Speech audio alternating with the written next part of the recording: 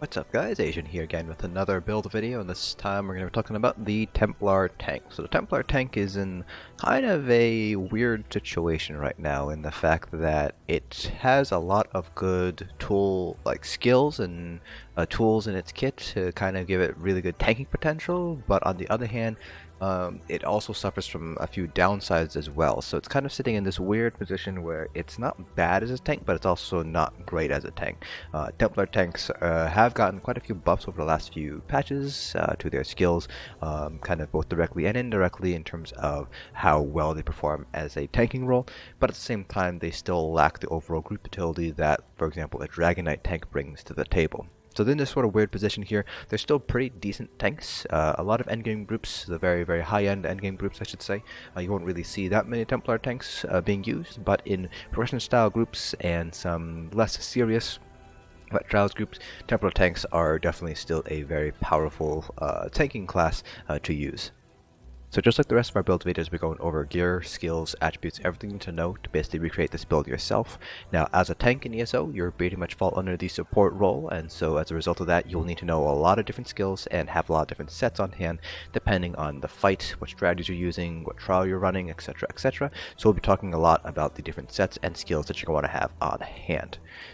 From there, because we are a support role and not a DPS role, there will not be a parse in this video. Instead, we'll talk briefly about the philosophy behind tanking, how tanking in ESO differs from other MMOs, and how Templar tanking differs from a more traditional Dragon Knight tank.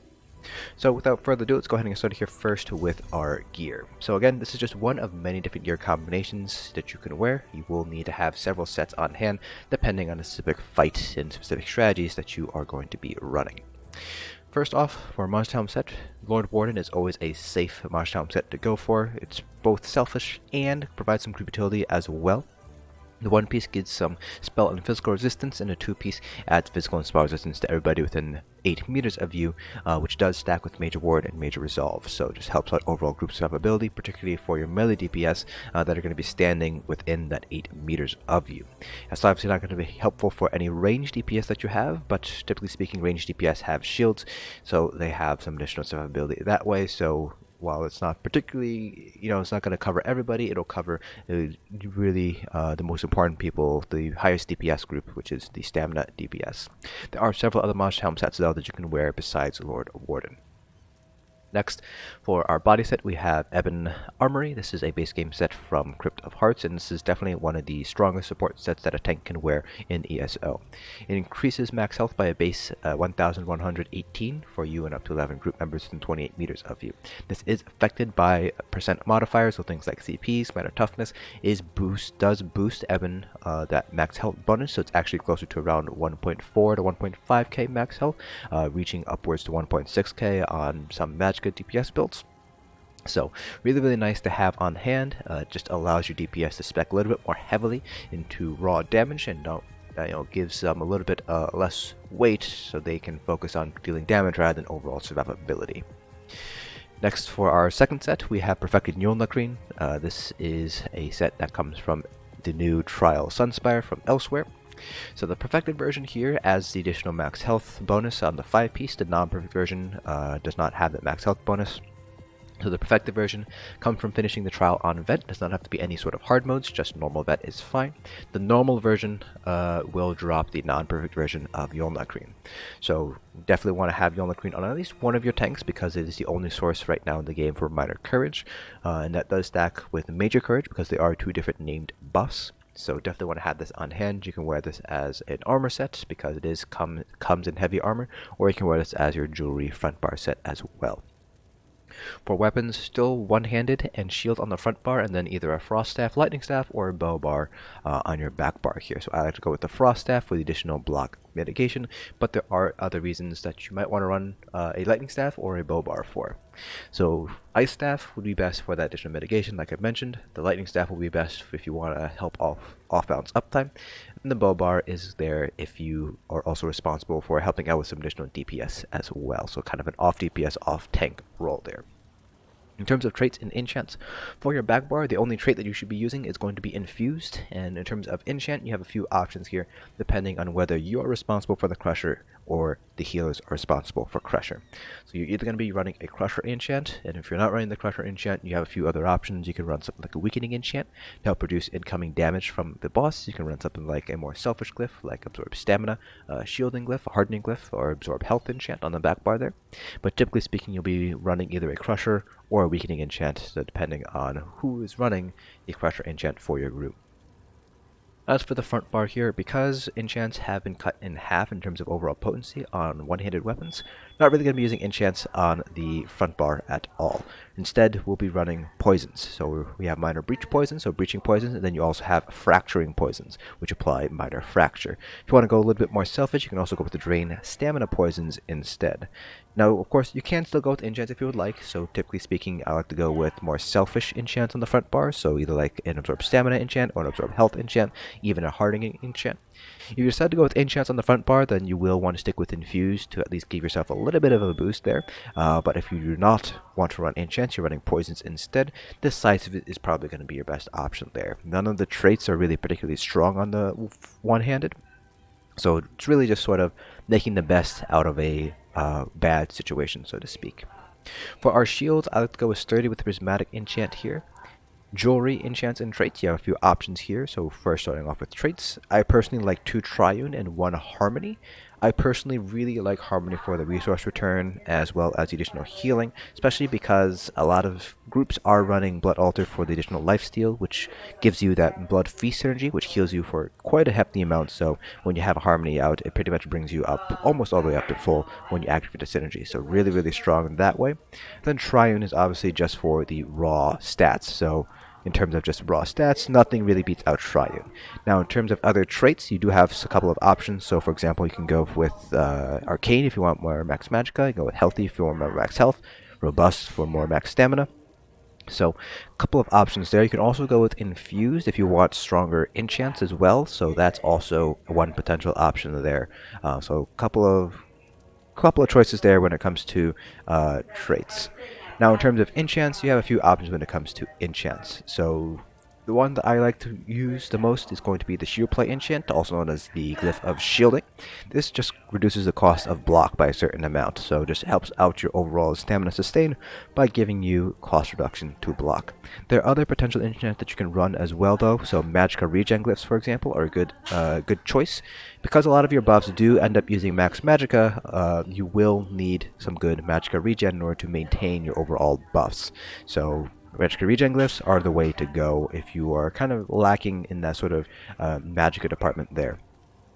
Then you also have potion cooldown glyphs, which I don't really see used all too often anymore, particularly in very, very endgame tanks. So tanks like Inigo, for example, don't really use potion cooldown glyphs very often, but it is pretty nice nonetheless. So the base cooldown that it provides is 5 seconds. So if you have one potion cooldown glyph, instead of 45 seconds between potions, it's actually 40 seconds between potions. So that ends up being particularly useful there. And if you're an Argonian, that helps out your overall sustain because it provides additional 4,000 max health, stamina, and magicka back whenever you drink any potion. So the lower your cooldown, basically the faster you can drink potions. Now, the downside of this is that you will be drinking more potions, so just keep in mind that if you are using potion cooldown glyphs, you will end up, typically speaking, be using up more potions, which usually means more money spent on potions. So just keep that in mind if you decide to go with potion cooldown glyphs. So those are the main things you want to go for jewelry enchants. Now for armor, there are a few schools of thoughts here. So I personally prescribe to running Sturdy on my small pieces and Infused on my large pieces. Other people prescribe with all Sturdy, so you can go with all Sturdy, so Sturdy on your large and small pieces. Kind of up to you how you want to deal with that. More Sturdy basically gives you more stamina sustain by reducing the cost of block even further. Infused, on the other hand, will give you some more resources because we are running prismatics on our large pieces there. So it's kind of up to you. If you feel like you don't need additional stamina sustain from the additional sturdy pieces, then by all means you don't need to run those. You can go with Infused instead. And then for our small pieces, I personally like max health enchants, but some people like to also go with prismatics. You give up a little bit of health if you use prismatics instead of max health, but in return you get some more magicka and stamina. Not too much, about 200 or so, but still, just overall gives you a little bit more resources. In terms of total resources, prismatics will give you the most amount there. Moving on to other set that you're going to want to have on hand. You have a couple of armor that you're going to want to have. So if we're starting off with our dungeon sets. So we have, starting off here, rolling down a little bit. First off, it's going to be Leeching. We've already talked about Ebon. Ebon comes from Crypt of Hearts, so that's a dungeon set. But Leeching is another dungeon set that you want to have on hand. It comes from Imperial City Prison, so you do need to have access to the Imperial City DLC in order to farm for this set here.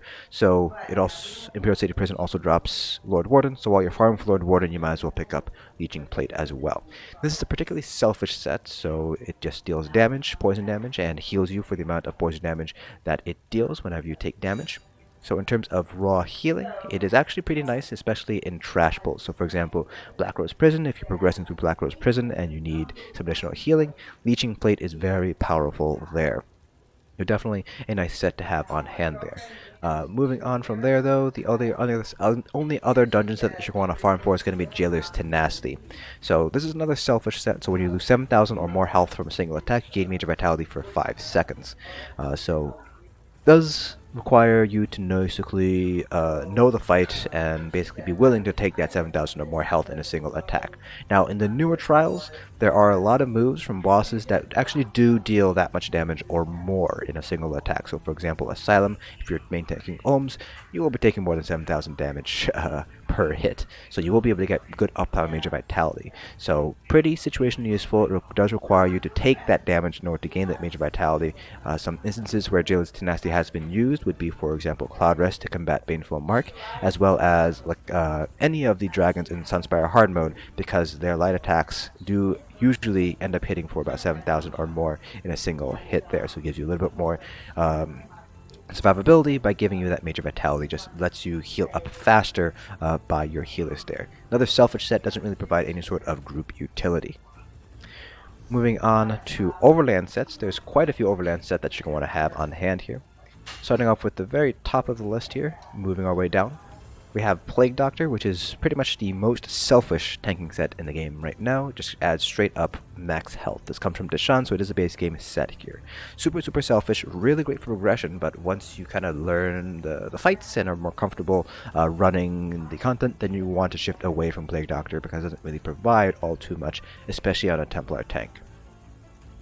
Moving on from there, you have Akaviri Dragonguard, reduces the cost of your ultimate by 15%.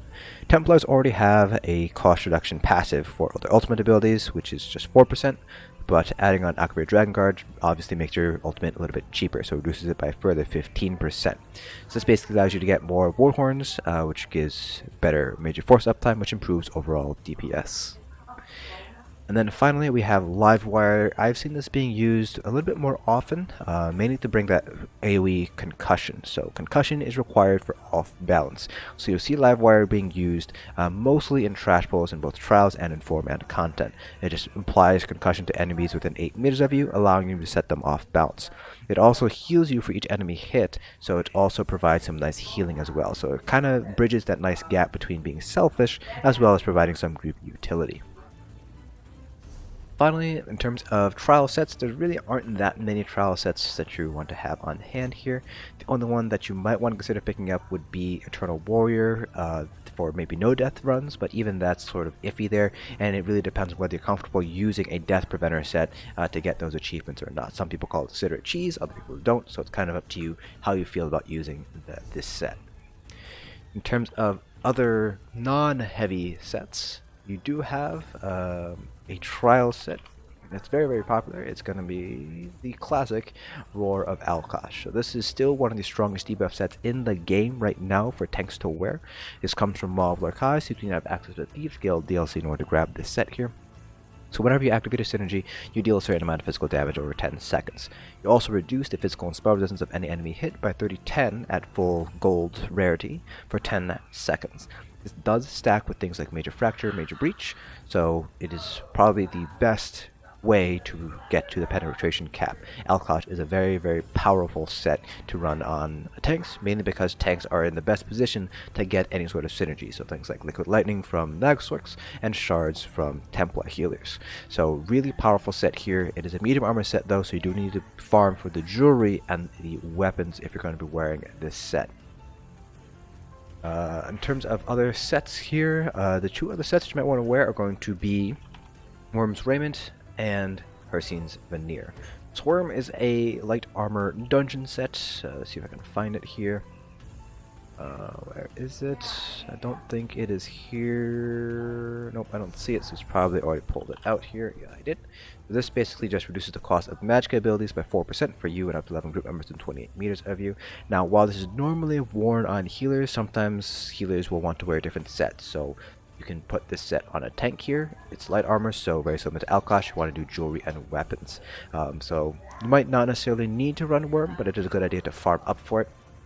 And then the other one is going to be Hersine's Veneer, which is basically, if you just kind of want to make it very simple, is the stamina version of Worm. So it reduces the cost of stamina abilities rather than magic abilities. Again, same concept here. It's usually worn by healers, but sometimes healers have another set that they need to run or want to run instead of Hersine's. So you'd be wearing Hersine's. Again, it's a medium armor set, so you have to wear it on the jewelry and the weapons. So those are the two other sets that you might want to wear. One final set I do want to mention here, because I have seen it being used several times, mostly in progression style guilds, is going to be Sanctuary. Let me see if I can find Sanctuary. It looks like I already pulled it out somewhere. The Sanctuary is a light armor set from Banished Cells and increases the healing received by 12% for you and up to 11 group members within 10 meters of you. So Sanctuary does have a few weaknesses, mainly the fact that it has a 10 meter radius rather than 28 meters compared to like a Worm or Hersine. In addition, it's fairly easy to overheal in this game as a healer, not as a tank obviously. So the healing received bonus actually isn't particularly strong. However, there are some trial fights where you do want additional healing received. Good examples of this would be Cloud Rest in Execute to combat the Baneful Mark. Then you also have Lucasi's Hard Mode to help combat the healing debuff from the Ice Prisons. So Sanctuary is definitely a set that you want to have on hand. Sometimes it's worn by healers, sometimes it's worn by tanks, but it's definitely a set that you're going to want to keep an eye on depending on what your group wants to run, depending on what your group healers are running as well. Moving on to Monster Helm sets here. There are quite a few Monster Helm sets that you're going to want to have on hand as a tank. Starting off with the very top of the list, moving our way down. First one is going to be Earthgore. Is a good helm to hold on to as a tank. Not quite as strong as it used to be, just because they did change it so it only affects one person rather than all people within the area there. But it is still a really nice set, because it will only proc when you need it to proc, so it will only proc on somebody who's under 50% health. In addition, in the situations where Earthgore is going to be most useful, so for example Cloud Rest to help combat Baneful Mark, it'll always heal the person who needs it the most, which typically speaking might actually end up being you most of the time. So Earthcore is definitely a set that you want to have on hand. Again, not as strong as it used to be pre-Elsweyr, but still situationally useful. Next set is going to be Bloodspawn. This is a base game set and probably the only base game set in the game that's decent for tanks. Comes from Spindle Clutch 2, and whenever you take damage you have a chance to generate ultimate and increase your physical and spell resistance. You're not going to be using it too much for the physical spell resistance buff. This is mainly for the ultimate generation. Just gives you more Warhorns, which gives you better major force uptime, which gives you in return better DPS. Next we have Thurvokun. So Thurvokun is a pretty nice set to have for 4-man content, as well as the 4-man arenas, so Dragonstar and Black Rose Prison, as well as Trash Pools and Trials. So whenever you take damage, you basically create a pool of bile for 8 seconds that grows around you. Enemies in the bile take a certain amount of disease damage, and they are afflicted with minor maim and minor defile. Now, Templar tanks, unlike Dragon Knight tanks, do not have a native source of minor maim. That's an AoE ability. So Thurvokun is the best way to apply minor maim to a lot of different enemies at the same time, without having to run around and using heroic slash on everything. So really nice set to hold on to, particularly if you are going to be running things like Black Rose Prison. This comes from Fang Lair, so you do not have access to Dragon Bones DLC to grab this set. Next we have Vycosa. This is a set that comes from Moonhunter Keep, so you do not have access to the Wolf Hunter DLC to grab this set here. When you bash an enemy you've taunted, you frighten them with a deafening howl, applying major maim to them for 3 seconds. This is a pretty nice set overall for progression guilds, and even in a non-progression guilds it can definitely help out overall DPS survivability. It does require you to have something you've taunted, so if you are trading taunt on something, like for example in the Vintas, you won't be able to use Vycosa to its full effect here, but it is pretty much an on-demand source of major maim. It only occurs, you can only use it every 15 seconds, but if you time it right, you can actually prevent quite a bit of damage here. So a good example would be in Sunspire to help combat the Dragon Breath moves. If you just use the bash ability here for Vykosa, you can apply Major Maim throughout the entirety of the breath, reducing your damage taken by a really decent amount there. So really nice set to hold on to here for progression style stuff. Next, you have Stonekeeper, which comes from Frostbolt, so you only have access to the Wrathstone DLC to grab this set here. The one piece is pretty unique because it's prismatic, and the two piece, when you block an attack, you gain an energy charge stack, up to 1 stack per second. Once you gain 6 charges, you release the energy and you restore 5350 stamina, magicka, and health. And after releasing the charges, you cannot regain new charges for 14 seconds. And this effectively gives it a 20-second cooldown, and when you go ahead and figure out the actual effective combat regen, it ends up being a little bit over 1000 magicka and stamina regen. So really nice for overall resource sustain, Stonekeeper, as long as you're able to proc it on cooldown. If you can't proc it on cooldown, it does lose a bit of power there. In terms of raw healing, not particularly strong. This is mainly going to be used for the stamina and magicka return portion of the ability. It's also a selfish set, so not very good for group-oriented stuff. Finally, we have Symphony of Blades. This comes from Depths of Malthar, so again, you need to have access to the Wrathstone DLC to grab this set. So when you heal an ally who's under 50% of their primary resource, you restore 2325 magicka or stamina, whichever is higher every second for 6 seconds. This effect can occur every 18 seconds. This ends up being roughly 775 resources returned per second if you base it off the 18-second cooldown.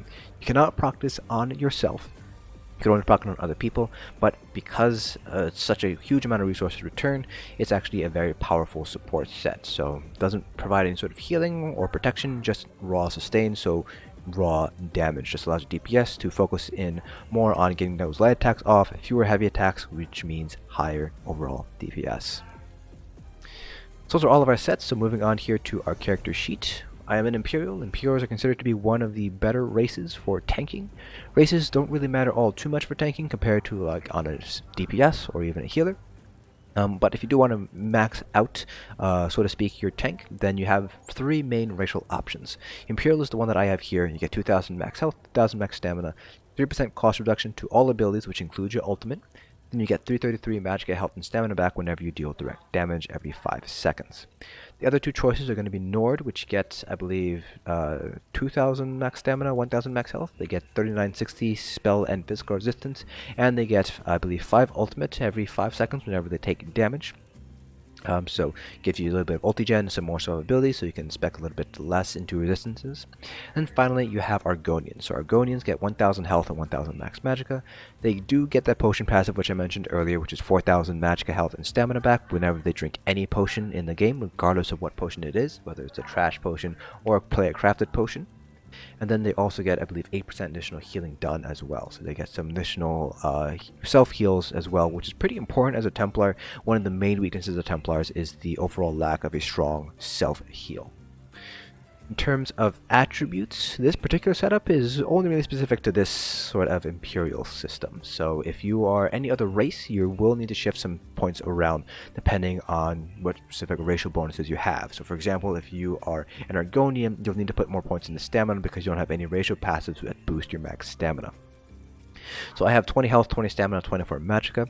The general rule of thumb that you want to stick to is you want to make sure you have at least 35,000 max health, 35k max health.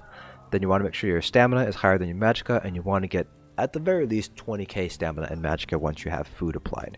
So those are kind of the general rules that you're going to want to stick to here. In terms of Mundustone, we have the Atrinak for the additional magicka regen. Again, a lot of our buffs do use magicka, so we want to make sure to have nice pools of magicka, so having that magicka regen just allows us to recover more magicka over time. Then we have Purple Food, which increases max health, max magicka, and max stamina. So just tri-stat food. Then we are a Vampire here. So Stage 2 Vampirism gives us 10% additional magicka and stamina regen. And then Stage 3 Vampirism gives us access to the Undeath passive, which reduces the amount of damage that we take once we're below a certain percentage health. So really useful to have overall. Now the weaknesses of Vampirism is the fact that you have much lower health regen and you take more damage from fire damage. The good thing is, as a tank, typically speaking, you'll be able to get really good mitigation on fire damage because that's just raw spell resistance. So not that big of a deal compared to like on a DPS, for example, but still something you want to take into consideration if you are kind of concerned about the additional damage there. Moving on to our skills. Starting off with our front bar, we have Pierce Armor, Heroic Slash, Power of the Light, Deep Thoughts. This is kind of a flex spot here. If you have access to this move, definitely consider running this. Radiant Ward, Solar Prison. There are a few flex options here for the ultimate on our front bar. Then on our back bar, we have Inner Rage, a flex spot. I have Silver Leash here in the flex spot. Extended Ritual, Restoring Focus, Blockade of Frost, and Aggressive Warhorn. So on the back bar here, the only two sort of flex spots would be Extended Ritual and Silver Leash here. Then again on our front bar, you have Deep Thoughts, which is arguably a flex spot here. If you have access to Deep Thoughts, definitely run it because it is very, very nice. You already get Major Ward, Major Resolve from Restoring Focus, so you don't necessarily need to run Balance here. But you can run Balance if you do not have access to the Sigil Order skill line. So Power of the Light, if you do not have a Templar healer, then you can run Power of the Light here. It does use stamina though, so just keep that in mind. Generally speaking, it's better to put this on a healer rather than on a tank. In terms of flex abilities that you want to have on hand, first one is going to be Toppling Charge, which will always set enemies off balance. So pretty much an on-demand off balance. There is obviously going to be subject to the cooldown for off balance if it's a boss enemy. It's just something you want to keep in mind here, but if you need on-demand off balance, Toppling Charge is one potential option. And then under Restoring Light, if you need a self-heal, again, self-heals are pretty hard to come by for Templar tanks. The ones that you have are not particularly strong. You have Ritual of Rebirth and Breath of Life or Honor the Dead as your self-heals. So they're both pretty expensive to run, and only Ritual of Retribution will guarantee that the heal goes onto you. Breath of Life or Honor the Dead does not necessarily mean that it's going to be healed on you, because it is a smart heal, so it'll heal whoever has the lowest health, so it might end up being a DPS rather than yourself. Overall, you can see here that it's not particularly strong self-heal, only 66-55 before any sort of buffs are active. Same thing with Breath of Life, not a particularly strong heal, 64-46. Between the two, I'd probably say stick with Honor the Dead, because at the very least it will give you a little bit of additional magicka back as the additional effect there, but it is not going to be as consistent of a self-heal compared to Ritual of Rebirth.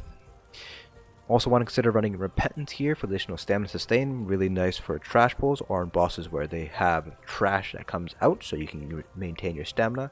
But if you're only fighting against one boss and you don't have any adds to Repentance, then obviously it's not going to be very useful for you.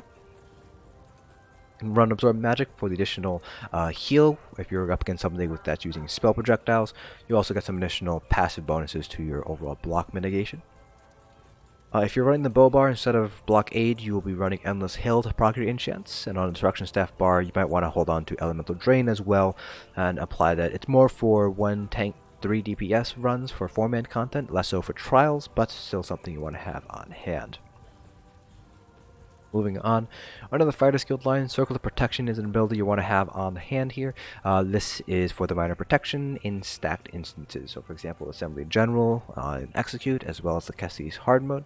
Circle of Protection will be really helpful in those fights, in those scenarios where you're going to be stacked up and need additional mitigation. Already kind of talked about balance here. If you don't have access to Sigil Order line for the Magicka Sustain, otherwise you're going to be running Deep Thoughts instead. Deep Thoughts here, this is arguably going to be one of your self-heals as well as your magic and stamina sustain. You can also go with Introspection to get some more healing out of it with a little bit less magic and stamina return. It's kind of up to you which morph you want to go for, but you do need to have access to the Sigil Order line in order to use this ability here. Then any of the abilities under the Undaunted line are also flex spots, so Overflowing Altar for the minor lifesteal and the Blood Feast synergy. If you have a Warden healer, or actually any healer running Altar, you probably shouldn't be running it because it will overwrite their minor lifesteal, which can be stronger because they have more healing modifiers. Shadow Silk for the Black Widow synergy. Obviously you need Enrage for your ranged taunt. Bone Surge, 1 for the synergy, 2 for the shield, and 3 for the major vitality. So pretty nice ability to have on hand. Going to be situationally useful. You're not going to be using it in every single fight, but it is still something you want to hold on to. An Energy Orb for the heal, as well as the additional combustion synergy. Just helps out overall DPS sustain. Under the Alliance War line, you can run Resolving Vigor for some additional heals. And on the support line, you do have a self-purge with Extended Ritual, but if you need to purge from other people, Efficient Purge is obviously the way to go. Then you can also run Barrier as an ultimate for the additional Magicka 8 passive for the 10% additional Magicka regen as well. In terms of that's pretty much it for skills. We already went over all of the skills that you want to have on hand here. Moving on to our champion points, CP cap is still 810, which gives us 270 CP across each of our different constellation types. Starting off with our green CPs, we have 75 Arcanist, 49 Tenacity, 66 Shadow Ward, 40 Tumbling, and 40 Warlord. You can play around a little bit with green CPs if you see fit. So for example, Arcanist can be dropped down to 64, and you can push Shadow Ward up to I believe 72 and 81 in the next 2 jump points.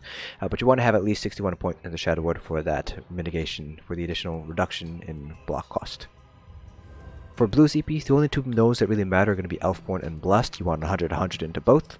The other nodes are really more DPS oriented, so they're not quite as important to hit. I like to just dump all the remaining points in the precise strikes. The idea is you just want to make sure to get the perfect strike passive for the additional 9% weapon crit, so if once you have this passive, you can put the remaining 40 points wherever you'd really like. Finally, our red CPs, this is a one-size-fits-most approach, so this will give you pretty decent mitigation across all pieces of content, but if you want to maximize your overall mitigation in a single piece of content, then you will need to shift some red CP points around. So we have 81 Ironclad, 61 Thick-Skinned, and 64 in both Hardy and Elemental Defender. That's pretty much it for all of the build information, so now let's go ahead and talk about the philosophy of tanking.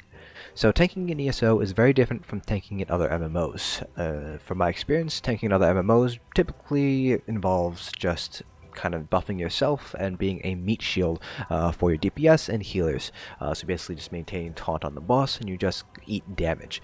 While that is still the case in ESO, you're still the one that's taunting the boss, you're still the one eating all the damage, you have another job as well. You not only have to buff yourself, you also have to buff your friends, and you have to debuff your enemies. So generally speaking, tanking in ESO is sort of more about buffing and debuffing at the high ends of play.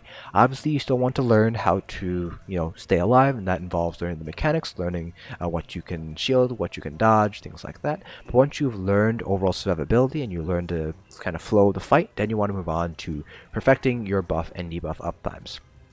So on a Templar tank, this again will come mostly from skills and sets. So for example, Ebon was a buff for your allies with the additional health, and then things like Power of the Light would be used for things like Minor Fracture, Minor Breach to help out your DPS potential.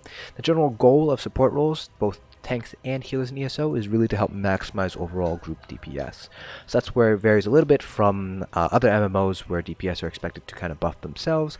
In ESO, your support roles, your tanks, your healers are expected to help your DPS through various buffs and debuffs. Now, as a Templar tank, you don't really have that much when it comes to utility that can't already be provided by either from some other role or from another class. So, Power of the Light does 3 things. So the first thing that it does is that it helps proc Minor Sorcery from your Dawn's Wrath passives, so you get some additional Magicka DPS. You give them a little bit of help there with 10% additional spell damage. And the next 2 things that it does is it applies Minor Fracture and Minor Breach, which helps out overall group DPS by reducing physical and spell resistance on the boss. However, if you are running a Templar healer, then they typically speaking will be in a better position to run Power of the Light, because you obviously need to maintain your stamina in order to block abilities, versus Templar healers, which don't really need to kind of maintain their stamina for really anything at all. So if you have a Templar healer, you don't really need to run Power of the Light, so they'll be able to do it. They'll be able to maintain better uptime, and they'll be able to maintain better Minor Fracture, Minor Breach, and Minor Sorcery uptime that way. Outside of that, there's not really much that a Templar tank can provide outside of perhaps an additional synergy, which can again already be provided from a Templar healer. So there's a lot of sort of overlap between what a Templar tank can provide and what a Templar healer can provide, which is why you don't really see Templar tanks being used too much, because it's just a lot easier and arguably a lot better just to run a Templar healer rather than a tank instead. However, all these abilities do actually help benefit the Templar tank in terms of its overall tankiness. So for example, Extended Ritual acts as a purge, and it's a little bit cheaper than the actual Alliance Warline purge, so not nice to have. It also has a little bit of a group synergy there with the Purify synergy as well. It also purges more, so if you need to purge more than 2 effects, then Extended Ritual is going to be much better. And in terms of restoring focus, while you're in the rune, you get some more physical and spell resistance. You get 50% of 20, 50 to 80. So you have a lot more resistances while you're standing in your rune, which gives you a little bit more survivability compared to things like perhaps a DK or Warden. So that also helps out that way. And then finally, Templar tanks are kind of unique in the fact that they can actually provide some fairly decent damage, particularly in trash pulls. Your Radiant Ward ability does scale off of your max health, and it also deals damage whenever the shield is activated. So you can go with the Radiant Ward or the other morph. Doesn't really matter which one you go for. Radiant Ward gives you a much stronger shield for each enemy you have hit, versus the other morph, which ends up dealing more damage. So in terms of shielding, I believe Templar tanks have the best shielding ability in terms of just shield size.